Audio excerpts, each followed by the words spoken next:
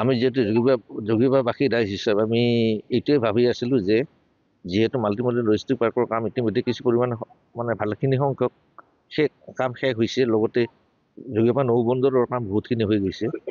আৰু আমি যিহেতু সৰ্বানন্দ সোণোৱালদেৱে তেখেতে এইটো মুকলি কৰি গৈছে যে মানে বেয়া বেপাৰৰ কাৰণে আমি যিয়ে নকৰোঁ কিয়, যোনে নকৰক মানে আমাৰ হৈছে এই যে আমাৰ যি দক্ষিণ এছিয়াৰ যিখিনি আমাৰ ৰাষ্ট্ৰকেইখনৰ যি ব্যৱসায় বাণিজ্যৰ কাৰণে এইটো লক্ষ্য ৰাখি এইটো আমাৰ নৌবন্দৰ বা লজিষ্টিক পাৰ্ক আমাৰ হেৰি কৰা হৈছে, তৈয়াৰ কৰা হৈছে।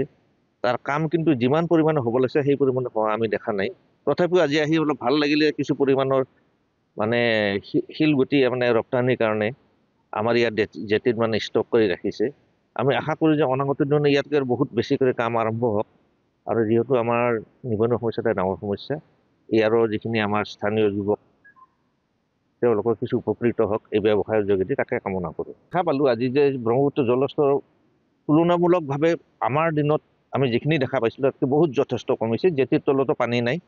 এই মুহূৰ্তত আমি এটা কথা যে মালখিনি যাব লাগিলে জাহাজেদি যাব লাগিব, তেতিয়া জাহাজ আহি ইয়াত লাগিব ক'ত?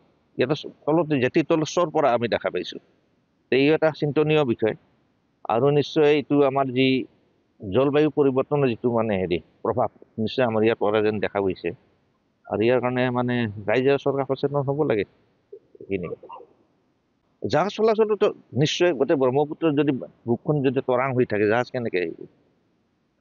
মালটো ইয়াৰ পৰা লোড হৈ হয় উজনিৰ ফালে যাব লাগিব, নামনিৰ ফালে যাব লাগিব, বাংলাদেশ বহিৰাজ্যত যাব লাগিব, বহিৰাষ্ট্ৰত যাব লাগিব। আৰু জলপথ থাকিব লাগিব, জাহাজ চলাচল কৰিব সুবিধাটো থাকিব লাগিব। পানীত যিটো গভীৰতা থাকিলে জাহাজ চলিব।